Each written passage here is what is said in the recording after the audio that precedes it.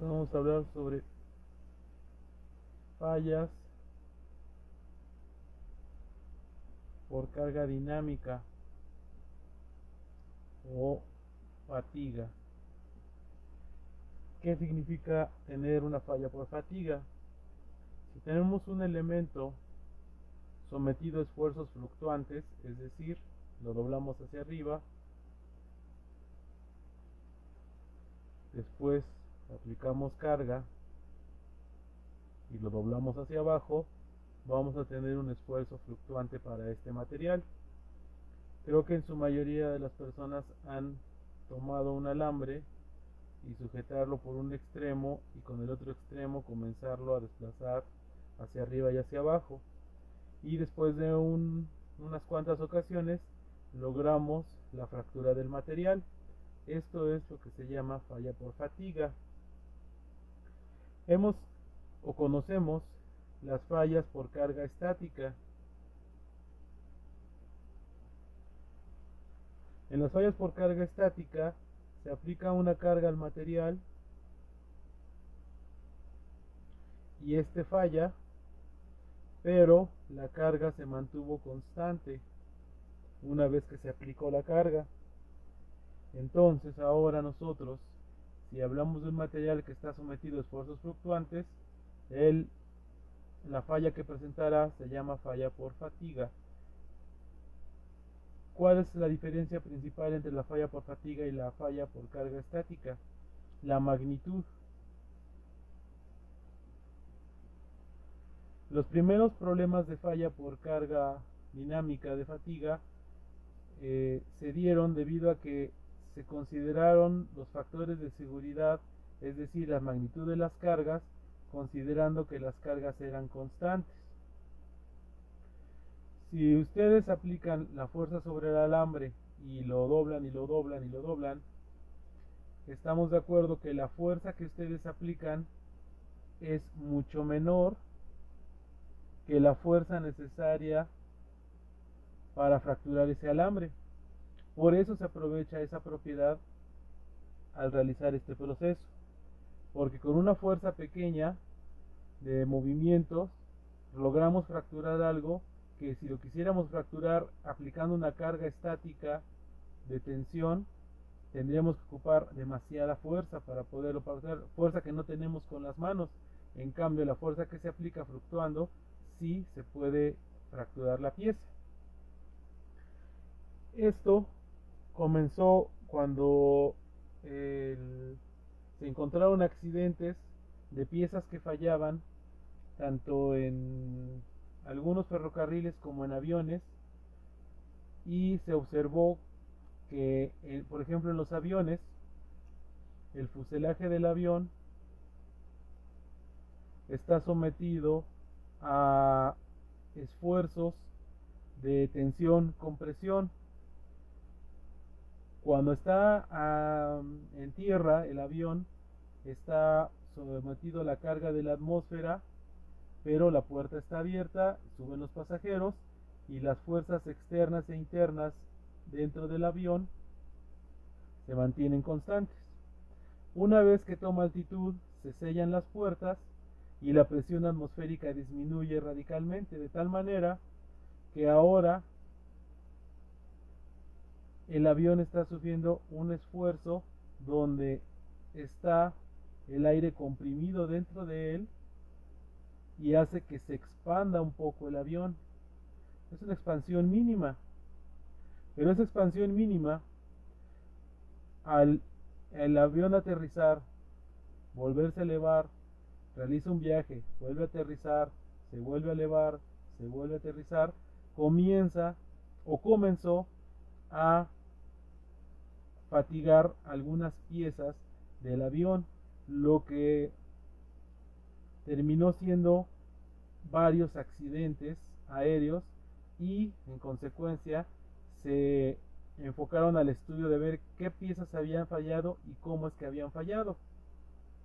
Cuando una pieza falla por carga dinámica o por fatiga, se pueden encontrar características muy particulares. ¿Qué sucede con estas características particulares?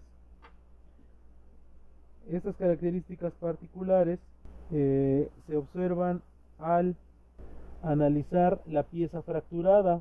Aquí podemos observar la falla por fatiga en un perno debido a la flexión unidireccional repetida. Dice que la falla comienza a partir de la rosca en A, observamos el punto A en la parte superior, y se va propagando casi de lado a lado en la sección transversal, y se observan las marcas de playa en la zona B y la fractura rápida final en C. ¿Qué es lo que sucedió aquí? Bueno, es un perno roscado y en el punto A apareció una pequeña fisura que pudo haber sido producida por el roscado o por una imperfección en el material, y al aplicar el esfuerzo la pieza comenzó una microfractura en el punto A. Esta microfractura se comienza a propagar y al irse propagando comienza a producir fricción en la superficie ya fracturada.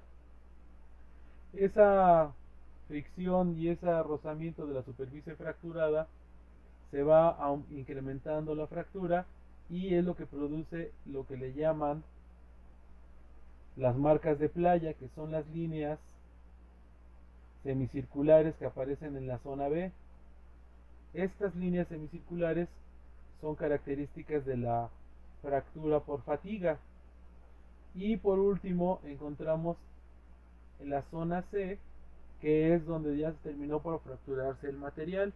Aquí podemos deducir varias cosas. Por ejemplo, una cosa que es importante es que si la zona C, que es la que se nota de otro color, fue la de la fractura, quiere decir que este perno, así por inspección, tenía un factor de seguridad mayor que 3. ¿Por qué? Porque el área que se fracturó es menor que una tercera parte del área total de la pieza. Es decir, cuando se diseñó la pieza, si no se consideró la fatiga por carga estática, esta pieza podría haber soportado 3 veces la carga que la fracturó. Entonces, al considerar que soportaba 3 veces la carga que la podría haber fracturado, se consideró que el perno estaba en buenos factores de seguridad. Pero, como lo comentamos, la fatiga nos dice que nos va a dar una carga repetida, y esta carga repetida fue la que hizo que nuestra pequeña fisura o imperfección en el punto A se fuera propagando, desgastando la pieza, hasta en el momento que la carga que estaba acostumbrado a cargar la pieza se convierte en suficiente para fracturar lo poco de material que no se había fracturado. Otra forma de analizar esta situación es que esta área se nota hasta cierto punto con gránulos, con pequeñas imperfecciones, y estas son las que al observarse nos denotan una diferencia clara entre la zona con marcas de playa y la zona que se fracturó. Si una pieza fracturada en toda su superficie se observa el comportamiento granular, nos indica que fue una pieza que se fracturó solamente por exceso de carga y que su factor de seguridad fue mal calculado o se sometió a un esfuerzo mucho mayor para lo que se creó la pieza. Ahora bien, si aparecen nuestras marcas de playa, entonces indica que la pieza se fatigó. Entonces aquí podemos observar el comportamiento de unas piezas al haber sido sometidas a esfuerzos fluctuantes. Entonces, por ejemplo, en la primera columna tenemos una pieza que no tuvo concentración de esfuerzos, es decir, que no tiene cuñero, no tiene un desbaste como en el caso de las piezas con con concentración suave de esfuerzos o una concentración severa de esfuerzo. En la concentración suave de esfuerzo podemos observar que tenemos un pequeño arco de una disminución del diámetro, y en la concentración severa del esfuerzo tenemos directamente una Y prácticamente ahí, que se realizó con ángulo sobre la pieza. En la primera parte tenemos un esfuerzo nominal alto, y en la segunda tenemos un esfuerzo nominal bajo. Es decir, que la pieza va a ser sometida a mucho esfuerzo o a poco esfuerzo, y cada uno va a tener sus tres columnas: sin concentración de esfuerzo, con concentración del esfuerzo y con concentración severa del esfuerzo. Acá tenemos las figuras representativas y vamos a observar cómo se van desarrollando las marcas de playa. En la primera parte se dio una pequeña fractura del material que se propagó desde la parte superior, y nos indica que esto es un esfuerzo nominal alto porque el área que se fracturó es muy grande. Aquí, por ejemplo, podríamos hablar que tuvo un factor de seguridad de 1.2, 1.4.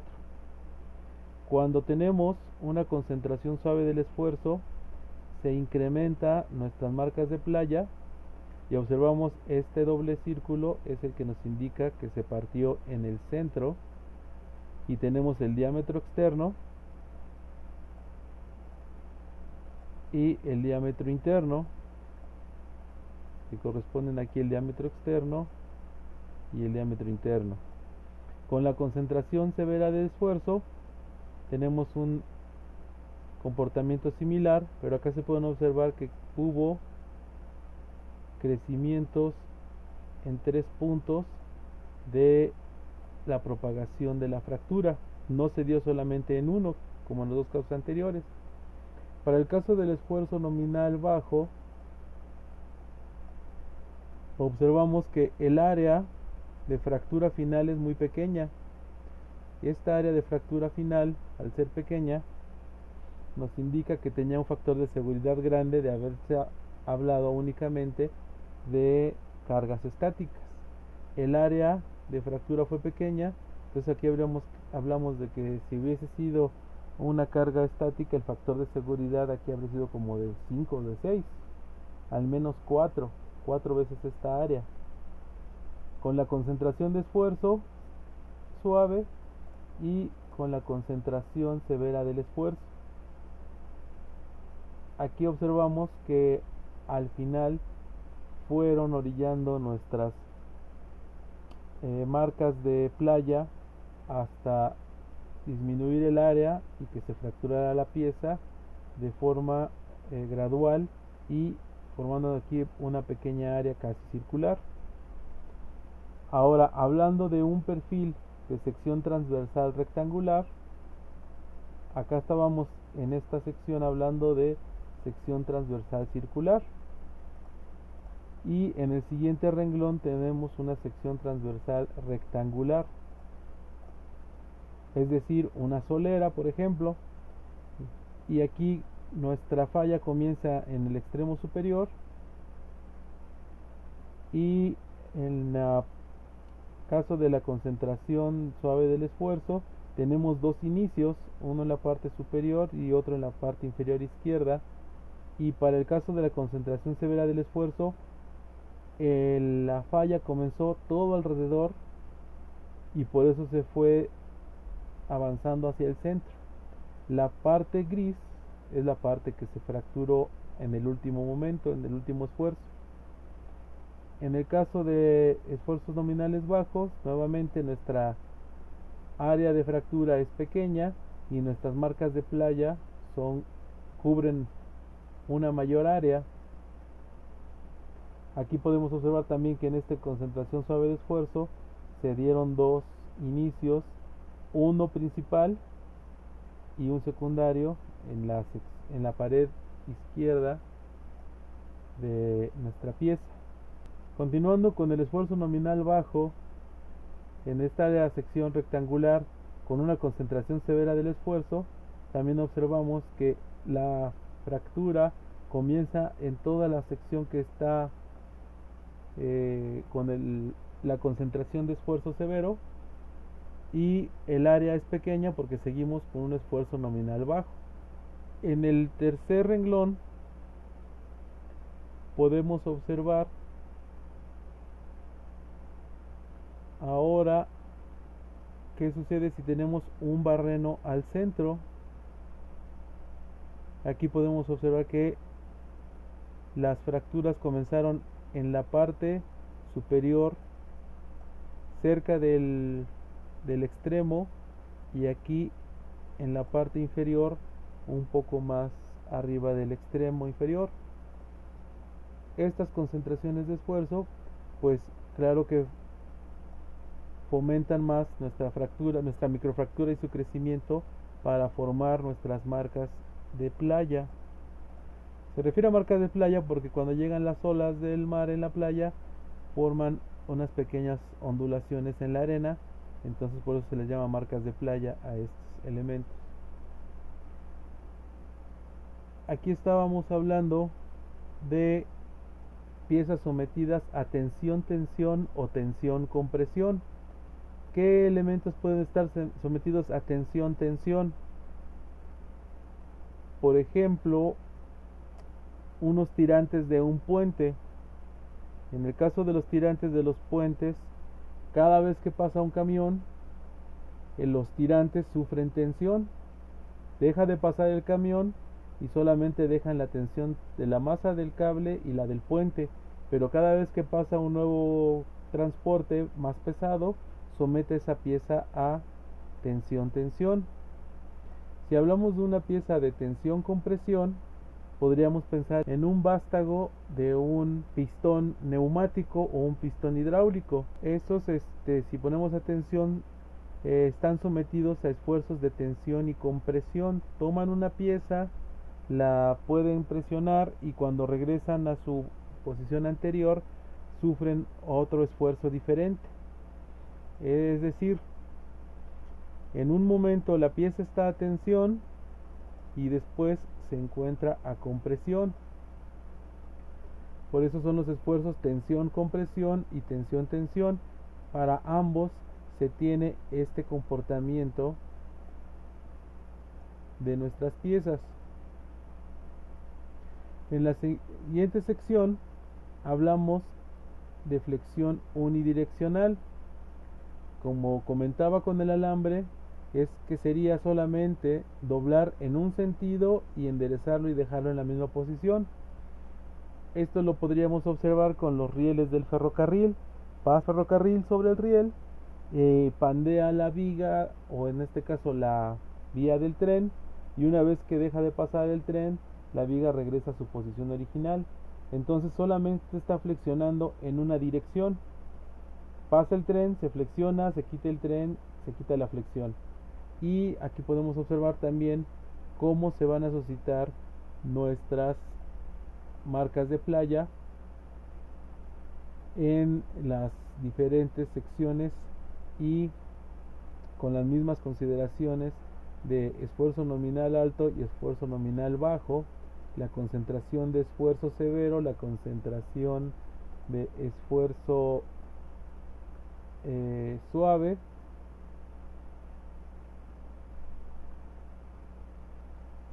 y observamos nuestras marcas de playa. No hay gran diferencia con respecto al caso anterior, pero sí podemos observar que el área es un poco menor en el caso de tensión-compresión, y que en el caso de tensión-compresión podemos llegar a tener una disminución de área concéntrica, es decir, comenzar a formar, en este caso se formó un pequeño un semicírculo. En este caso no tenemos bordes tan alineados, desalineados, mejor dicho, perpendiculares al diámetro exterior, como lo podemos observar acá, aunque en los demás no hay gran diferencia. con respecto a las piezas rectangulares, al ser sometidas a flexión unidireccional, sí se nota claramente que nuestras zonas donde inicia la fractura siempre están en la parte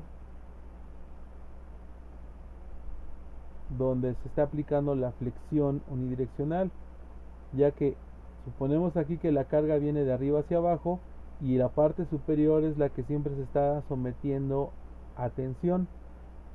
Recordamos que una pieza o una flecha que se le aplica una carga en un extremo, la parte superior estará a tensión y la parte inferior a compresión, y que existe nuestro eje neutro. Entonces aquí sí podemos observar una clara tendencia a que las fracturas comienzan en la parte superior de nuestra pieza para todos los casos.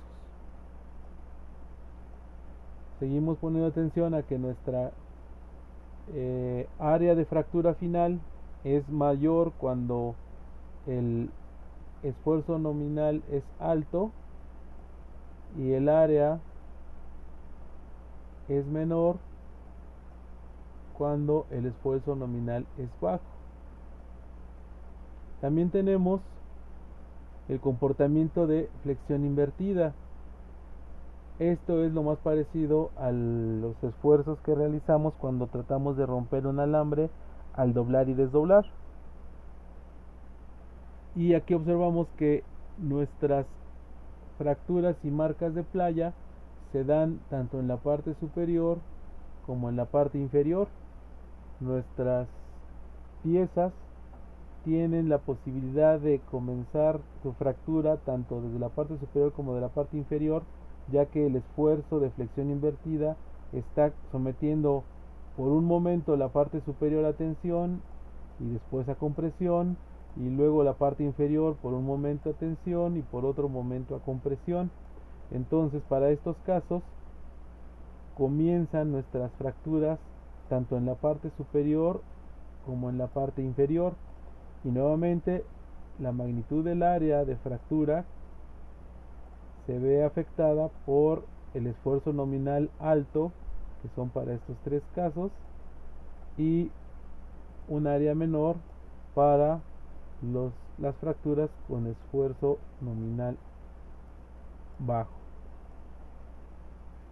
También tenemos el comportamiento cuando hay flexión rotatoria. Eso se da cuando tenemos una flecha o una broca de taladro girando y la estamos doblando. Entonces, al estar un poco doblada, va a sufrir el mismo tipo de comportamiento que la flexión invertida. En un momento nuestra broca sufrirá la carga y estará una parte pandeada, pero como está rotando, como lo vemos aquí con las flechas que le indican, la parte que se encontraba a tensión ahora pasará a compresión de forma gradual y nuevamente estará repitiéndose el ciclo. Para estos casos también observamos cómo se van desarrollando nuestras marcas de playa en un extremo. En este caso, por ejemplo, vinieron desde todas las orillas, se fueron acercando al centro la fractura, y suena razonable porque la concentración de esfuerzo severo,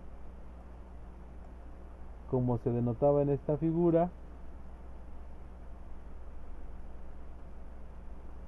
haría que el material fuera más fácil de fracturarse en la zona de la concentración del esfuerzo severo. Para el esfuerzo nominal bajo, observamos que las áreas son más pequeñas, incluso aquí el área fue mucho menor. Y por último vemos el comportamiento a torsión. Esto se podría dar en motores que controlan posiciones de piezas, y que cada vez que el motor gira en un sentido empuja la pieza, y al girar en otro sentido aproxima la pieza hacia así. Es decir, la torsión que se ejerce sobre la flecha al ejercer carga es la que va a producir la fatiga. Y aquí observamos cómo para el primer caso se dio de forma diagonal. Para el segundo caso se observa que vino desde los extremos hacia el centro. En el caso del tercero, en el tercer caso también viene de los extremos hacia el centro, y observamos que nuestras marcas de playa no son concéntricas, como lo observábamos, por ejemplo, en este caso. En este caso, observamos que si existiera un centro por esta altura, cada una de estas marcas de playa tendería o podría aproximarse con respecto a un centro en la parte superior. Aquí no, nuestras marcas de playa son prácticamente radiales, van en dirección al centro. También acá lo podemos observar, y en el último caso.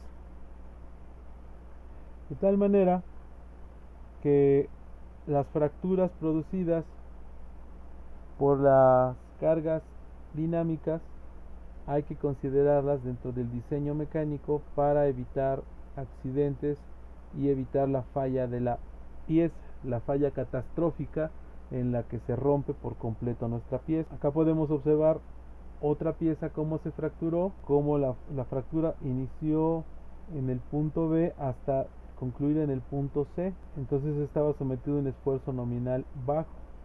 Se muestran acá las fracturas como iniciaron en la zona del cuñero, en este eje de transmisión. En este caso observamos también aquí nuestras marcas de playa como iniciaron por esta zona y se fueron propagando de manera concéntrica. Aquí podemos observar la fractura por fatiga en una viera forjada de acero. Comenzó nuestra fractura en el borde izquierdo, y toda la zona que tenemos con gránulos es la zona que se fracturó con la carga. Las marcas de playa